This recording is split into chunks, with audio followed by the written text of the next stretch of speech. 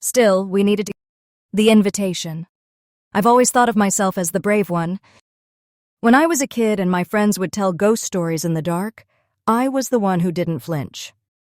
Haunted houses? I walked through them with a smirk.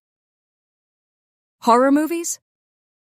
Please, I watched them alone with the lights off. But nothing I had experienced prepared me for what happened in that forest. It started in early October. The air was turning crisp, and the leaves were already beginning to burn with autumn colors. It was the perfect time for one last trip before the cold truly set in. Anton, an old friend of mine, suggested we do something different this year. "There's this old house out in the woods," he said one evening while we were sitting at our usual cafe spot. Totally abandoned. Hasn't been lived in since the 80s. My cousin stumbled on it while hiking last year, swears it is haunted. Haunted? I raised an eyebrow, half amused. What is this, a cliché horror movie? Exactly, he grinned. It will be fun. Just the 5 of us. We will camp out nearby, explore the house, maybe film some of it for laughs. The others, Lara, Max, and Yulia, were instantly on board. I hesitated.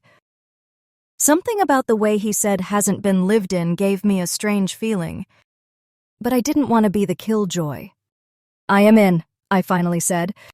We packed light, sleeping bags, flashlights, snacks, and a couple of cameras. The plan was to drive up Friday afternoon, hike about an hour into the woods to where the house supposedly was, and set up camp just outside it. We would explore a bit, maybe tell some ghost stories, then head back Sunday morning. That Friday, the sky was a dull gray, and the air had that sharp bite that hinted at rain. Perfect weather for spooky adventures, I thought dryly. The hike wasn't too difficult, though the path was overgrown and barely marked. It took us almost 2 hours to find the house. When we did, it looked even worse than I imagined. The structure loomed out of the trees like a forgotten relic. The roof sagged in the middle, and the windows were either broken or boarded up. Vines crawled up the stone walls, and parts of the foundation were buried beneath moss and fallen leaves. A rotted wooden porch creaked as we stepped onto it. "This place is definitely haunted," Max whispered, only half joking. We set up camp in a small clearing just a few meters away. The trees were dense, making it feel like we were completely cut off from the world. There was no signal on anyone's phone, and even the air felt heavier. That evening, after we ate and shared a bottle of wine around the campfire, Anton pulled out a flashlight and a handheld camera. "All right," he said, grinning. "Who is ready for a little ghost hunting?" We grabbed our gear and approached the house. Even though it was only dusk, the inside of the house was already shrouded in darkness.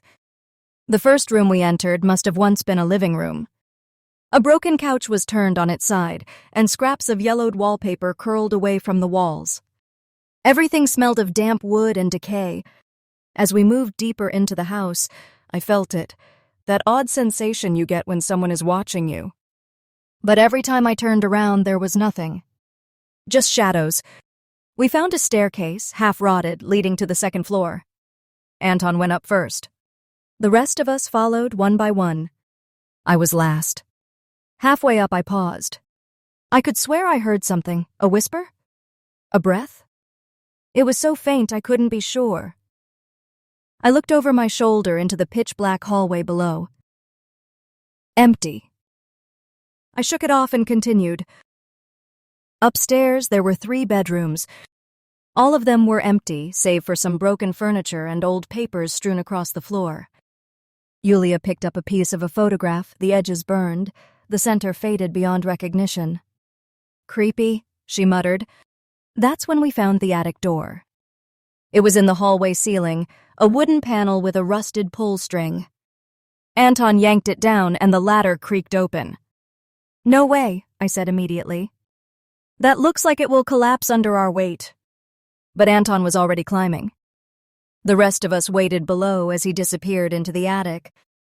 A few seconds passed. Then we heard him call out, "Guys, you need to see this." We looked at each other. Yulia went up next, followed by Max. I stayed behind with Lara, who looked just as nervous as I felt. "You coming?" she asked. I nodded and took a deep breath. As I climbed into the attic, the air grew colder. The flashlight beam revealed a small space filled with dust and cobwebs. But what caught my eye were the walls. They were covered in writing. Hundreds, no thousands of words, scribbled in different sizes and styles. Some were in English, others in Russian. A few I couldn't even recognize. Most were fragmented thoughts, names, dates. One phrase kept repeating over and over. Don't listen to it. What the hell? Max whispered. Anton was filming everything, panning the camera slowly across the walls. This is insane. Who did this? Then we heard it. A sound from below. A soft, deliberate knock. 1, 2, 3. We froze. The knocking came again. From downstairs, Yulia's voice was barely above a whisper. Is someone out there? We waited, listening. The third knock was louder. And then silence. I didn't know it then, but that was the moment everything changed. That knock, it wasn't a warning. It was an invitation. Chapter 2, The First Night. We didn't sleep much that night. After the knocking, we stayed in the attic for what felt like an eternity. No one dared to move. We just stood there, flashlights trembling in our hands, listening for another sound. But it never came. Eventually, Anton broke the silence. It's probably an animal. Or wind. No one responded. We all knew that wasn't the wind. The knocks were too precise. Too human. Still, we needed to get out of the house. The air in the attic was thick and cold, and my heart hadn't stopped racing. One by one, we climbed down. I was the last again. The hallway below looked different. Shadows seemed darker, heavier. The wallpaper on the walls, which I remembered as yellow and peeling, now looked almost charred, like it had been burned, but only slightly, like smoke had kissed it. Lyra whispered to me, "It feels wrong in here." I nodded, not trusting myself to speak.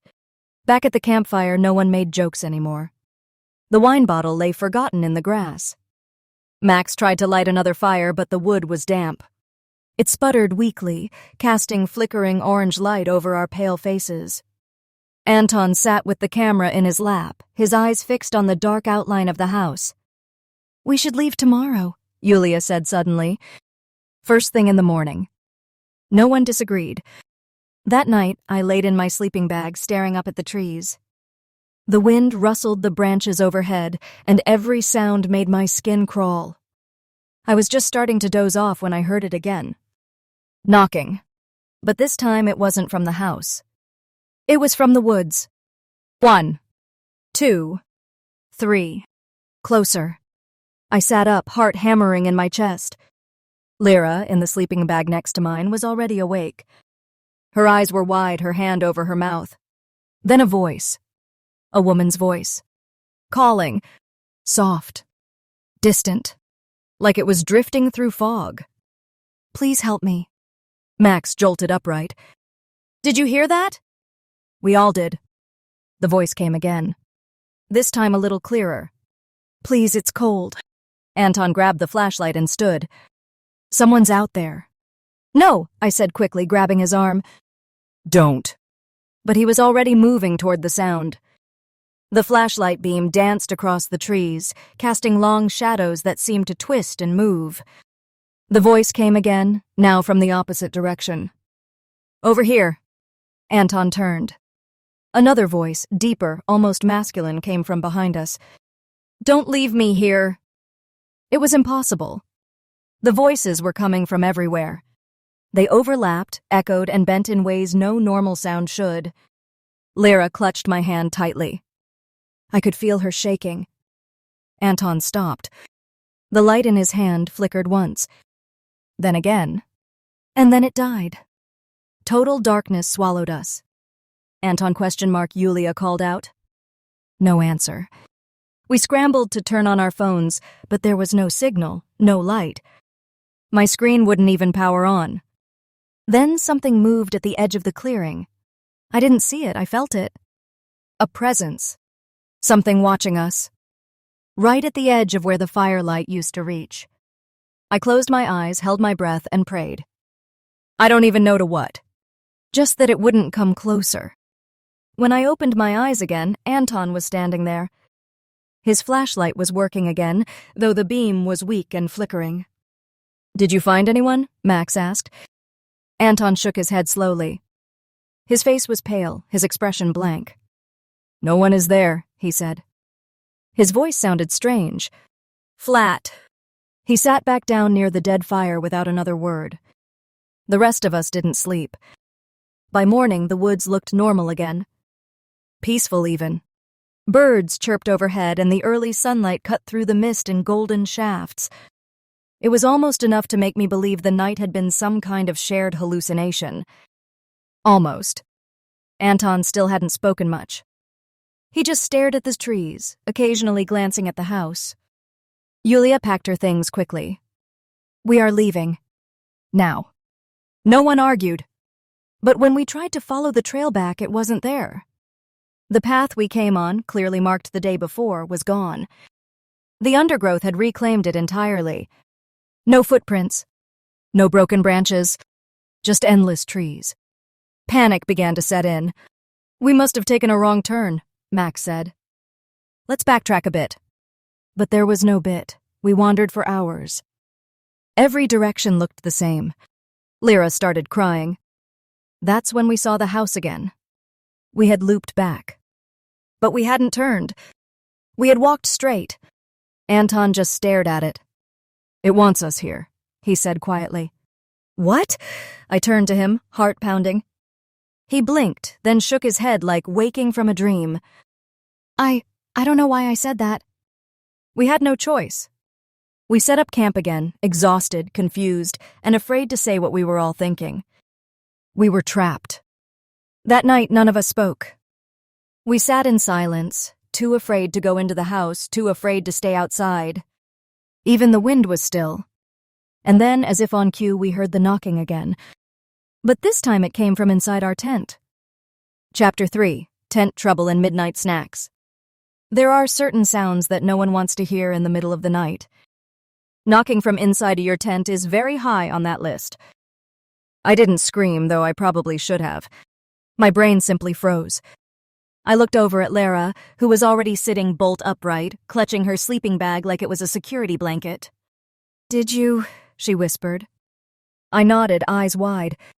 Another knock. This time softer. Almost playful. From inside the tent. I slowly reached for the zipper. "Are you insane?" Lara hissed. "Don't open it! I just want to see if maybe it's, I don't know, an animal? What animal knocks politely like it is asking for tea?" She had a point. Max, from the neighboring tent, shouted groggily, "Guys, is this part of the spooky camping fun, or should I grab a stick and scream like a maniac?" "Please don't," I called back. "I am serious," he mumbled. "I have a stick. I named it Stickless Cage." That made Lara snort with laughter, nervous, high-pitched, but real. I took a deep breath and yanked the zipper down. Nothing. Just the empty space between the tent walls and the outer flap. "Well," I muttered, "either it was a ghost or a very polite squirrel." Yulia poked her head in from outside, her hair a wild mess. "Can we not get haunted tonight? I haven't even washed my face properly in 2 days." "Good point," Lara added. "If I die looking like this, I am going to haunt you." The tension lifted just a bit. We needed it. Laughing made things feel survivable. The rest of the night was oddly calm. Anton was the only one who didn't joke around. He sat by the cold fire pit again, scribbling something in a small notebook. When I asked what he was writing, he didn't look up. Just thoughts. Creepy. The next morning, Max tried to lighten the mood by making pancakes on a tiny camping stove, which, considering he forgot to pack flour, turned into a series of small, horrifying pancake-like blobs made entirely from crushed protein bars and instant coffee. "I call them death cakes," he said proudly, flipping one onto a leaf. Yulia sniffed it. "They smell like despair and childhood trauma." I took a bite. Regret. Even Anton cracked a small smile. It wasn't much, but it was enough to keep us going. Then Max tried to film a vlog-style recap of our ghost encounter. He turned the camera to himself and spoke in a dramatic voice. Day 3, morale is low. Supplies are questionable. Pancakes have turned against us. Lyra is starting to talk to her hairbrush like it is her boyfriend. I fear the house has infected her. His name is Boris, Lyra deadpanned, stroking her brush. We all burst out laughing. For a moment, we forgot we were stuck in a cursed forest. But not for long. Because that afternoon, we decided to go back inside the house. Not because we wanted to. But because we found something. A door. Half buried in the ground behind the house, covered in vines and moss. A storm cellar, probably. None of us had noticed it before. And the strangest thing? It was open just a crack, as if inviting us in. Chapter 4. The Cellar Situation. If horror movies have taught us anything, it's this. Don't go into the creepy cellar. Which, of course, meant we were definitely going into the creepy cellar. Max stood over the door with a stick, still Stickless' cage, poking it like it might bite him. Well, he said, either there is a ghost in there or the world is most dramatic raccoon. Or treasure, Yulia added hopefully. Maybe we will find gold. Or canned peaches. Honestly, I'd take either at this point. Anton said nothing. He just stared at the gap between the doors like it was whispering to him. I am going in, he said. Wait, hold on, I grabbed his arm. We don't even know what's down there. It could be unstable. Or full of snakes. Or ghosts with snakes. Lyra shuddered. Snake ghosts. Wonderful. That's a new phobia unlocked. But Anton had already lifted the heavy wooden hatch. The hinges creaked like they hadn't moved in decades. A damp, earthy smell drifted up. Inside it was dark. Not just dark, wrong dark. Like the shadows had weight. I will go first, Anton said. I swear, Max muttered, if you disappear down there and then start whispering creepy stuff in Latin, I'm leaving without you. We all followed one by one. The steps were stone, slick with moss, and narrow. I almost slipped twice, clinging to the wall. The cellar was larger than expected. The walls were lined with shelves, old, moldy, and covered in glass jars of something. Mushrooms? Organs? Expired jam? No one wanted to find out. Guys, Lyra whispered, shining her flashlight at the far wall. That's when we saw it. A mirror. Tall. Antique. Covered in a white sheet. Well, that's not ominous at all, Max said. Let's pull the cursed sheet off the haunted mirror. What could possibly go wrong? Yulia rolled her eyes and yanked the sheet down. We stared.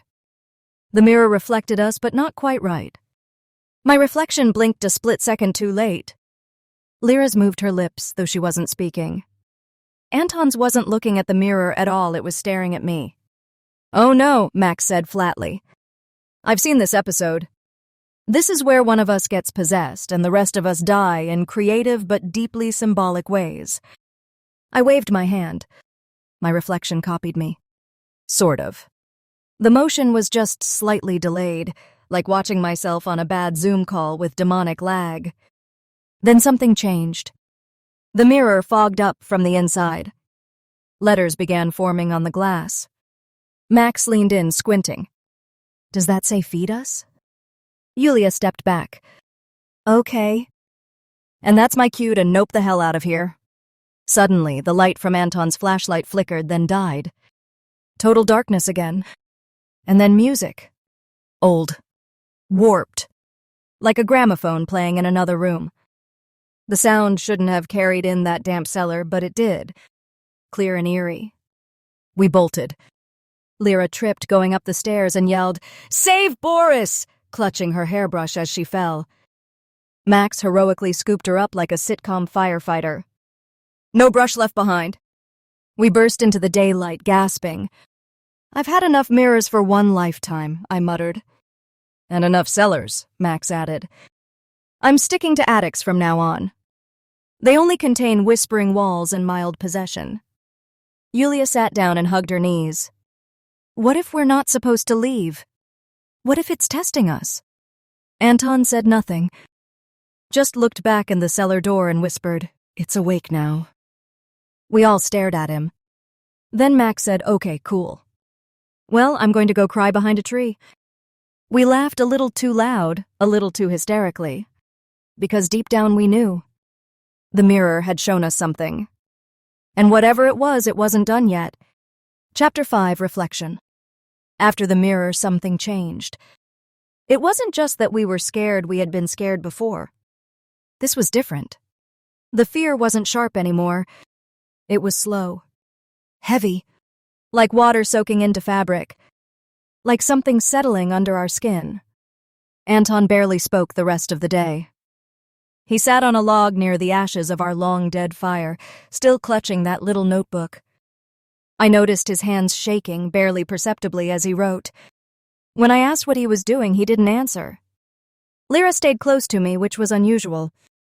She was always the independent one, the sarcastic one. But now she kept glancing over her shoulder, eyes wide, like she was expecting something to crawl out of the trees. Max didn't make jokes. That was how I knew things were bad. He spent the evening going through the footage on Anton's camera. I sat beside him, hoping it would be like before, weird shadows, weird sounds, but nothing too serious. It wasn't. The footage from the attic was different than I remembered. The writing on the walls, the part that said, "Don't listen to it," now appeared to say something else too. Faint in the background, barely visible behind the main scrawls. "You already have." "Was that always there?" I asked. Max shook his head. "No. I scrubbed through this last night. It wasn't there." He fast-forwarded to the moment Anton disappeared into the woods during the voices. We watched the flashlight go dark. We heard Anton's breathing. But in the background, faint, almost like static, we heard something else.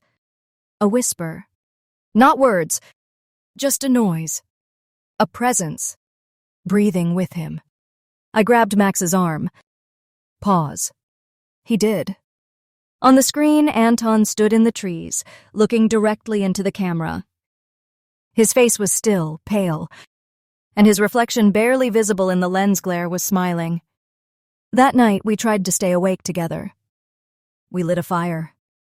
We told harmless stories, avoided talking about the mirror, the cellar, the voices. We didn't want to give it power, whatever it was.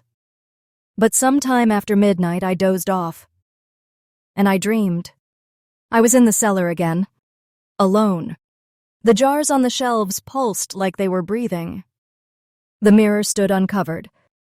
My reflection was staring at me, unmoving.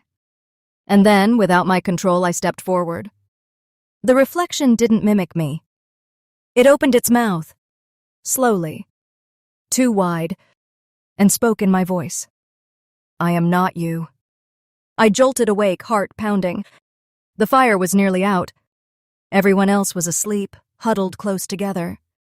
Except Anton. He was gone. I found him standing at the edge of the clearing, staring into the forest. "Anton ? I whispered. He didn't look at me. "I remember now," he said quietly. I stepped closer. "Remember what?" His voice was distant. "This place. I've seen it before. In dreams. Before we came." That made my blood go cold. "Anton, you are scaring me." He finally turned toward me. And for a moment, I thought, just a moment, that his eyes were black. Not in a metaphorical way. Black. Empty. Then he blinked, and they were normal again. "I think we're not supposed to leave," he said. "Not because we can't. Because we already did." I didn't understand. But I didn't want to ask. Because deep down, part of me did understand. And that part was terrified.